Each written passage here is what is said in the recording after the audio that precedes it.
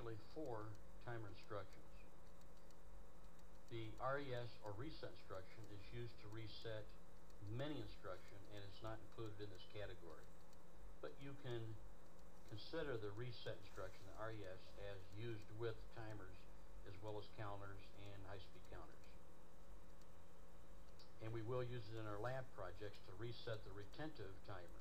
This will become clear as you go. TON, timer on delay instruction. Now, we talked about this in other areas of this program, but let's review. The TON, or timer on delay instruction, in this case addresses the timer data type T4:0 in the T4 timer file. The time base is set at 1/100th of a second. The preset is set at 200. So when the accumulate reaches 200 1/100ths of a second, or 2 seconds total, the done bit comes on.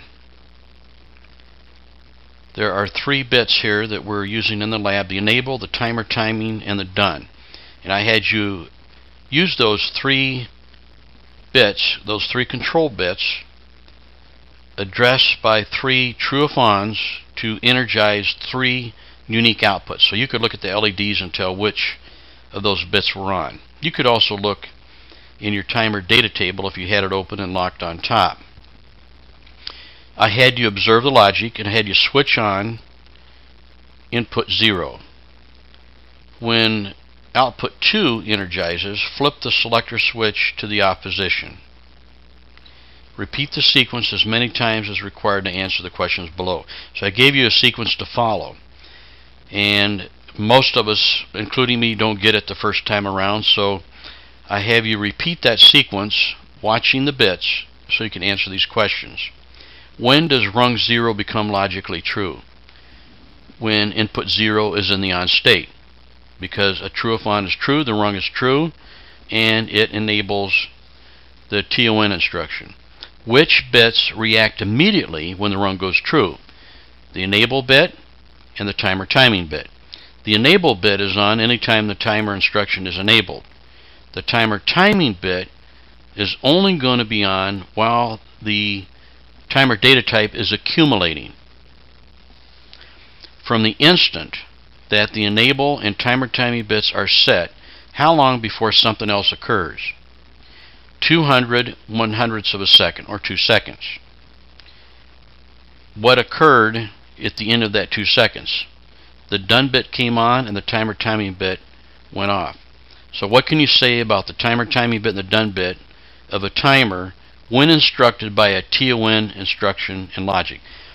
I am emphasizing here that all timer data types are 100% identical. What varies is how you instruct those timer data types to behave. If I instruct it with a TON, it behaves one way; with a TOF, another; with an RTO, something different yet. So what can you say about the timer timing bit and the done bit when instructed by a TON instruction in logic? Those 2 bits will never be on at the same instant. That sums it up right there. You can't be timing and be done simultaneously, not with this instruction. Now there's another instruction that's not true, but with a TON, those 2 bits will never be on at the same time. In this part of the lab, basically what I wanted you to do was to list in what order these events occurred. And I told you what the first event was in each sequence. In the sequence on the left here, rung 0 goes true, so I have a 1 there. What happens next? The enable bit is set, the timer timing bit is set, and the accumulate begins to increment.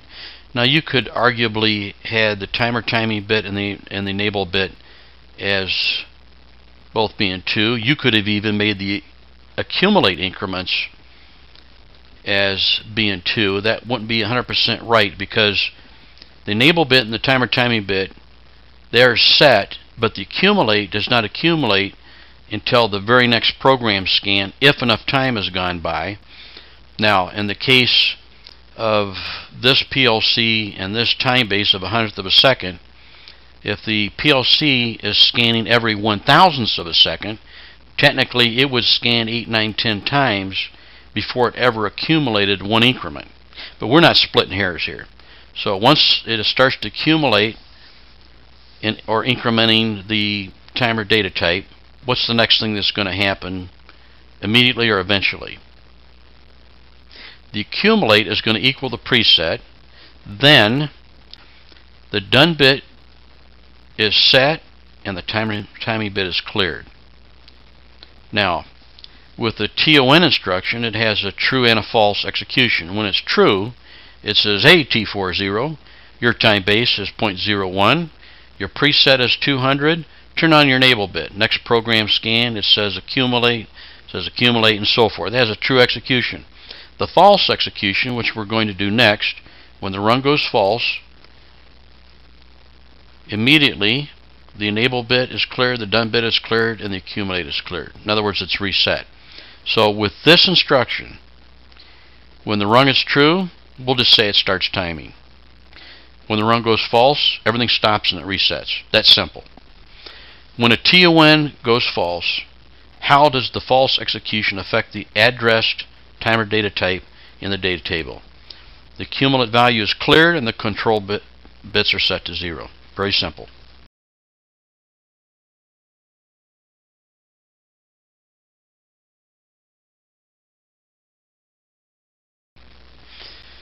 Okay, this is the puppy here that can drive people crazy. The timer off delay. I purposefully never use this instruction, and you'll see why in a minute. Many people use it, it works fine, and it does as advertised.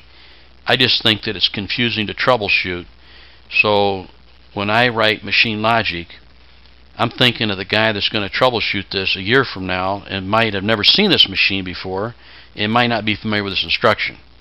Keep in mind, if this happens to you and you don't remember how a TOF functions, go into RSLogix 500, go to the help menu and turn on the instruction help, click on TOF, and it'll give you a nice explanation. Anyway, I had you flip on switch 0 while looking at the logic, then flip switch 0 off and answer the questions below.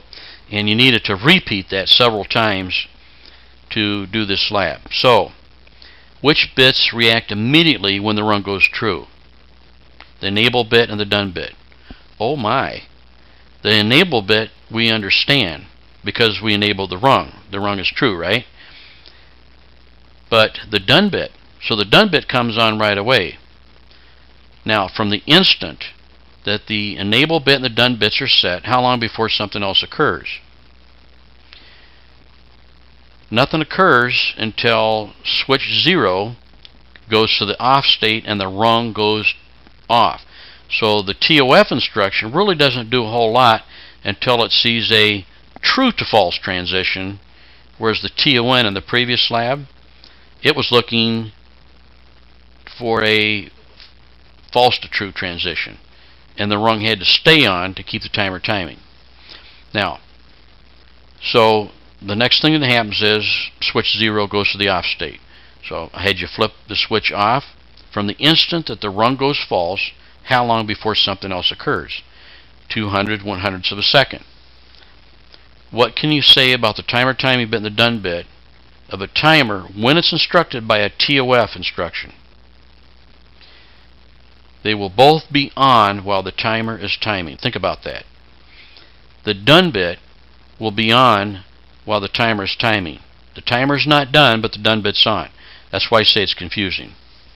Now, in what order do the following occur? And I already punched the button here. Run 0 goes true. The done bit is set, the accumulate is cleared, and the enable bit is set. So really nothing happens. It all happens when the run goes false. Remember, this is a timer off delay.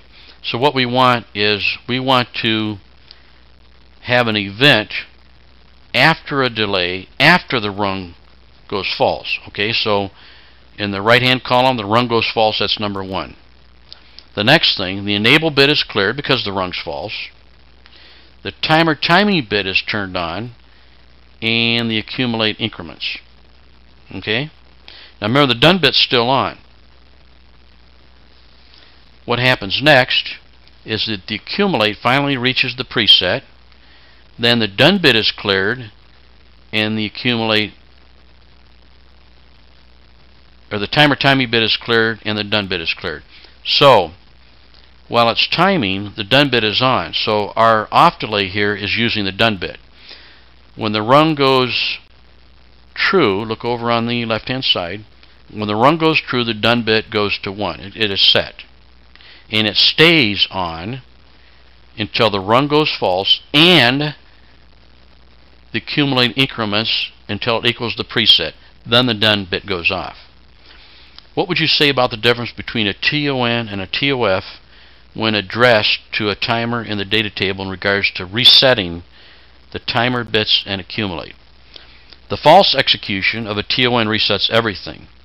The true execution of a TOF clears the accumulate only.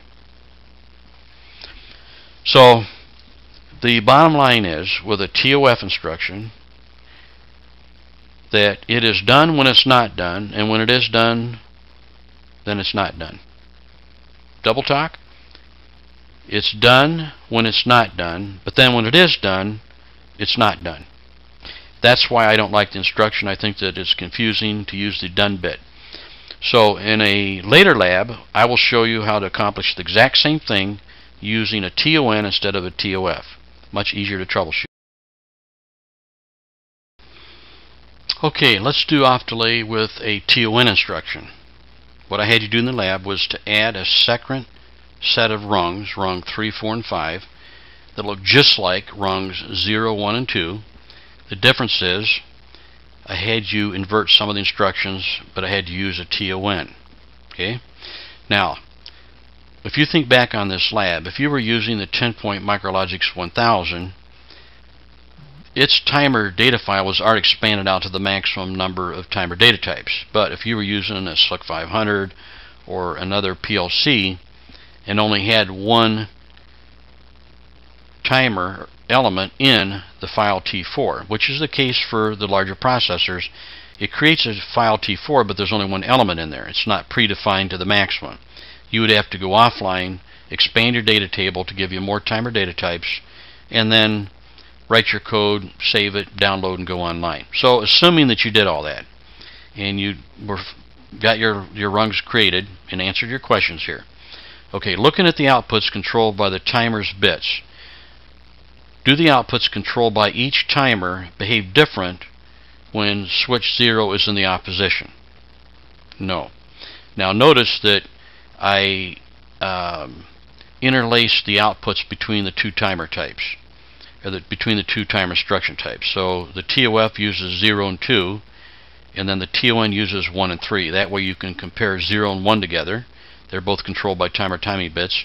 You can compare 2 and 3 together to compare the done bit from both instructions. Flip switch 0 on. Do the sets of outputs, that is output 0 and 2, 1 and 3, behave any differently? No. What are the two changes in the logic of a TON rung to make it behave like a TOF? Now the first one, you inverted the condition to control the state of the timer instruction. The idea of a TOF is to have something go off and then some delay later have something else go off. So you're delaying the off condition. Okay, so what we did was we inverted in rung 3, the first instruction, true if off, input 0, switch 0. So we inverted that. So when the switch goes off, that's true, that starts the timer. And then when the timer times out, it turns on the done bit and turns on output 3. Now, I did not invert the second condition here that we're talking about simply because I wanted the two sets of bits to behave identical. But the second condition is you have to invert the instruction that's reading the done bit. So rung 5, I have true if on because I wanted output 3 to behave the same as output 2. But in reality, you would invert that instruction in rung 5. In other words, the true if on for T41 done bit, you'd make that true if off. Because remember, you're trying to delay the off condition. So in rung 3, when switch 0 goes off, that rung goes true, starts the timer, and if you had inverted rung 5's true if on to make it a true if off, when the done bit came on, that would go false and turn off output 3. So you play with this a bit and you'll be fine with it.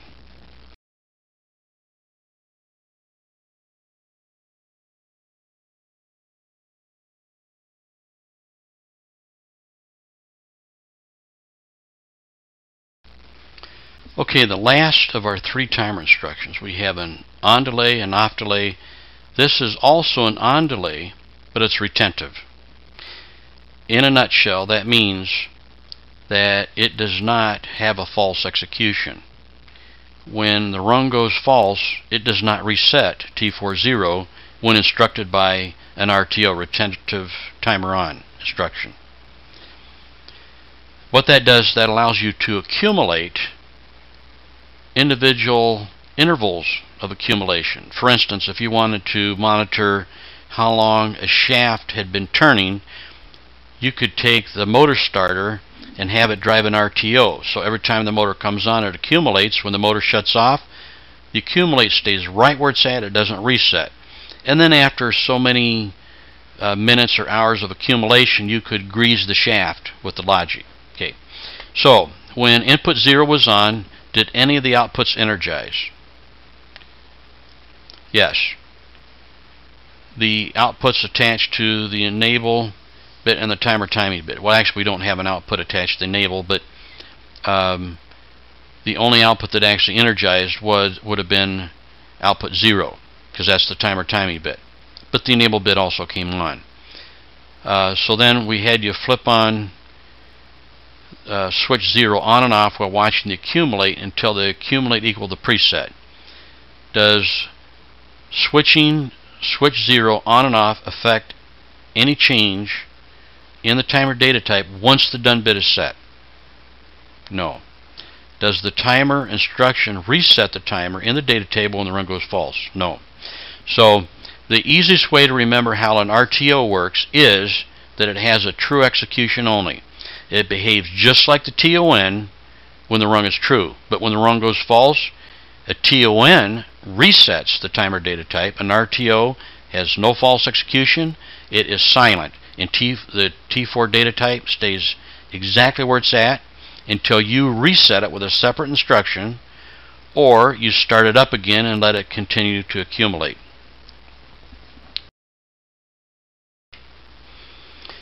Another method of understanding these instructions is to open the timer data type file and directly manipulate the registers and bits from your keyboard. When you cleared the accumulate register from your keyboard, did the timer data type resume accumulation? No, it did not. After clearing both the accumulate register and the done bit, did the accumulation resume? Yes, it did. What happens if you set the done bit prior to the accumulate register being equal to the preset register value? The accumulation stops. When it's done, it's done. Did cycling the true-false state of the rung cause resumption of the accumulation? No. When it's done, it's done. The done bit is the controlling factor on timer data types. Now, toggle input 1 to clear the accumulate and the done bit. Did the timer resume accumulating? Yes. No matter how you do it, if you clear the done bit and the accumulate and the rung is still true, it'll resume accumulating. If it was done and you clear the done bit, well, then it's not done. Now, you can also do some unwise things. If you clear the done bit when the accumulate equals the preset, you can actually, in some cases, get the accumulate to increment higher than the preset. Not advisable. Now here we're looking at the whole shebang. We have switch 0 enables the RTO, switch 1 clears and unlatches the done bit, and switch 2 executes the reset instruction. The question here is, will a reset instruction reset a timer only when it is done or at any time? Anytime. Now you would probably intuitively have known that answer without even doing the lab.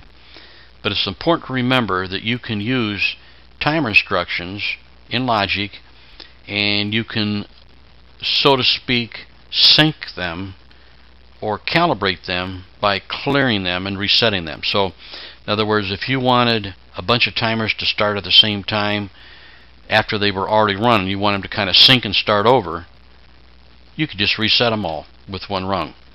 Okay, if you execute the reset instruction while a timer is timing, what happens?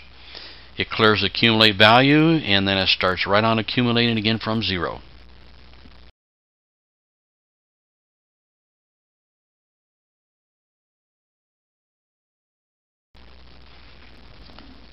There are many instances where a continuously running timer data type is needed for timing issues of different rungs of logic. This is normally referred to as a free running timer, hence the name of the lab, Free Willy. Does the rung appear to be true continuously? Well, if you're looking on your screen while this logic is running, yes, it does appear to be true continuously.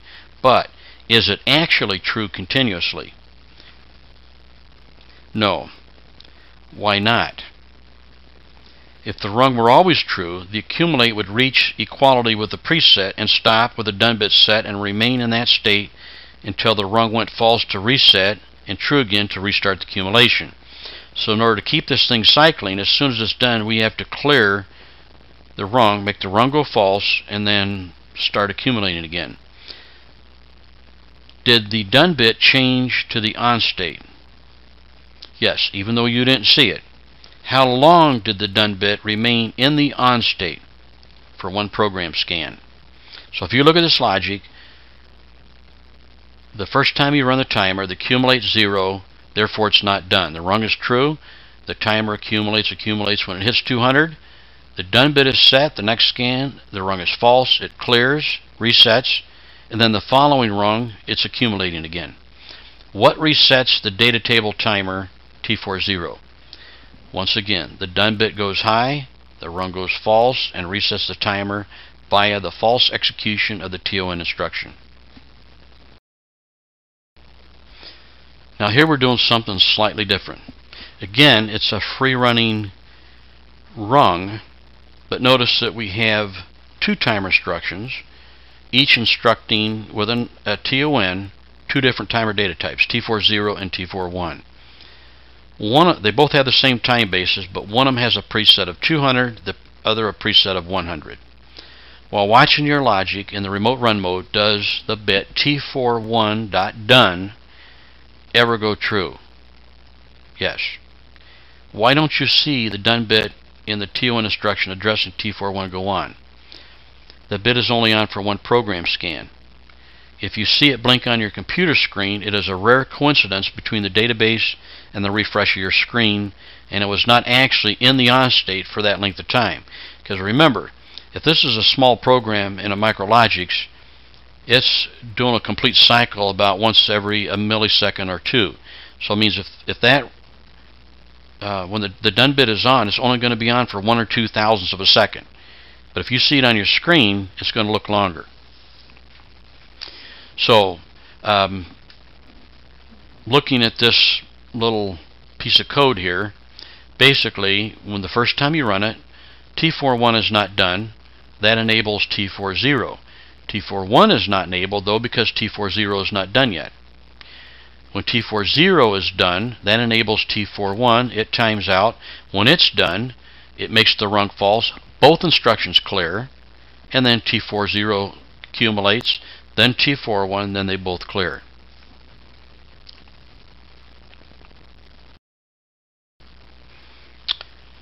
Now, I had you add another rung, and by toggling input 0 to the on or the off position, it basically selected whether it used T40 timer timing bit or T41 timer timing bit, and by means of that turned on output 0. While observing output 0, is the lamp energized the longest when switch 0 is flipped to the on position or the off position. To the on position. Why? The timer timing bit is on for twice the interval for timer 0 as for timer 1, because the preset's 200 instead of 100. Now I had you add another TON instruction. So instead of sequencing T40, T41, reset, T40, T41, reset, now we have T40, T41, T42. If you had not changed the true if off address from T41 done to T42 done, would T42 have ever been enabled? You can say yes, no. If you said no, that's not exactly correct, but that's close enough. Why? T40 done, which enables T41, would have reset as soon as T41 was done, and T42 would never have had a chance to accumulate. However, looking at it real close, you might argue that T42 would have been enabled for one program scan, which is just as good as having not been enabled. So technically it was enabled for one program scan, but it never had a chance to accumulate. So if somebody was trying to be tricky with you here, they could say, if you hadn't changed the true if off at the beginning of the whole rung from T41 to T42, would T42 have ever accumulated? You could say no, but it was enabled for one rung, it just never accumulated. Okay, we modified it a little bit, and we have some lights that we're switching. When you ran this rung, when it starts out, T42 is not done, therefore the rung is true. That enables the TON to instruct T40. However, nothing else is really enabled or true, so nothing else really happens until T40 starts to accumulate and its timer timing bit is set. Once T40 timer timing bit is set, that turns on output 0. Then when T40 is done, that turns on or enables T41. However, T40 is not timer timing anymore, so output 0 goes off and then output 1 goes on while T41 timer is timing. When T41 is done, that enables T42, and while T42 timer is timing, output 2 is on. So the light sequence 0, 1, 2, 0, 1, 2, etc. Now if you converted all of the timer timing bits that are controlling the outputs to done bits, describe the sequence that you would observe with the 3 lamps. None would be illuminated during T41 accumulating because it's not done yet. And then output 0 would be on for the intervals of T41 and T42 accumulating, because when T40 was done it would turn on output 0. And T40 stays done until the whole rung resets, right? So when T40 was done, output 0 comes on. And then when T41 is done, output 1 joins output 0 being on, because 0 and 1 timers are not reset yet. Then when T41 is done, it also enables T42. However, T42, when it's done, will turn on the output 2, but then the very next program scan, since T4 is done, it clears everything and turns output 2 right back off. So you would never see output 2 illuminated. So that's a tricky question there. If I said how long would output 2 be on, you could say when program scan, the LED would not have time to respond strong enough for the human eye. Is it actually illuminated at all? I don't know. So you could have answered this question either way. If you said that it would not be illuminated and it was based because you knew that one scan wasn't enough to give it illumination, you would be correct. However, if you said that it was illuminated for one program scan based on the fact that you knew it was energized for one program scan, you would also be correct.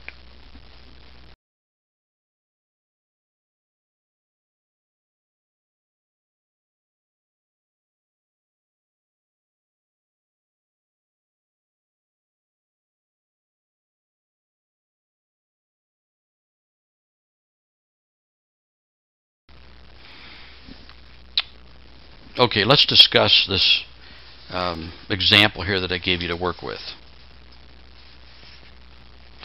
The aim of this logic is to monitor the elapsed time starting when a solenoid is energized to extend or retract a cylinder until it actually reaches the end of the stroke, extended or retracted. The logic enables a TON instruction when the solenoid is energized and when the cylinder reaches the end of its stroke, and the proximity switch at the end of the stroke. The input which the proc switch is attached to renders the rung false before the timer can time out. In other words, we don't want the timer to time out because then that means it took too long. So we typically would set the preset. You see here I have it set at 300 hundredths, so that's 3 seconds. That would be, I would do that if the cylinder nominally took 2 seconds or 2.5 seconds. I would set it at 3 seconds, 300 hundredths of a second.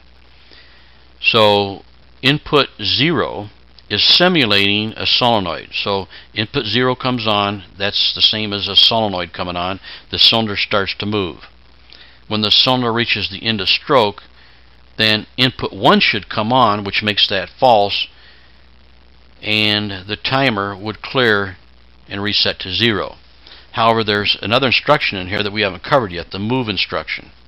It's actually a word copy. It's not really a move, because when you move something, it's now someplace else. Really what you're doing is you're copying, in this case, the source to the destination. You're copying the value in the register T41.accumulate to an integer location N70. So when rung 0 is true, as the timer accumulates on every single program scan, that instruction will copy T41 accumulate into N70. Now, when the cylinder reaches the end of the stroke and the rung goes false, the last accumulate value that was moved into N70 will still be there. So if you wanted to save these values, put them in a stack, or if you got a fault, go look to see how long the accumulate was, and naturally it's going to be more than, it's going to be 300 because that's as far as the timer can go. But the idea here is to latch output 0 on, which is a fault bit. If the cylinder is so slow that T41 can get all the way to the end of 300 hundredths of a second, T41 done bit comes on and latches on output 0. Now we must latch it because if the cylinder took 302 hundredths of a second, it would have turned on that output, but then it would have went right back off, and no one would have known that the cylinder was too slow. So if the cylinder is so sluggish that it takes more than 3 seconds between when the solenoid energizes and when it gets to the end of the stroke, hits the procs and makes input 1 go false to reset the whole thing. If it gets there before 300 in the preset, before 3 seconds, then this all clears, no big deal. But when the day comes, due to lubrication, somebody couldn't keep their hands off the flow controls or the pressure regulator, the cylinder's too slow, then it latches on that bit. You use that bit in your operating interface to turn on a message that says cylinder XYZ extend fault. Right below it we have the identical logic, but that would be for the retract. So we're talking a double solenoid valve here. Input 0 is simulating the extend output, and input 2 is simulating the retract output that drives the solenoid. In our lab here we don't have any solenoids or outputs to work with, so we're just using the inputs. Okay, so the logic is identical between 0 and 1. The difference is one of them is the extend and the other is the retract. Now, input 4, the third rung, rung 2, is used to unlatch the fault bits. Then we threw in one more rung, and that's just some diagnostics. Since input 1 is the extend procs and input 3 is the retract procs, it is virtually impossible for them both to be on at the same time unless something's shorted out or messed up. So we have another fault here. That would be a procs failure fault. Because both of them are on at the same time, that's not possible if it's functioning correctly.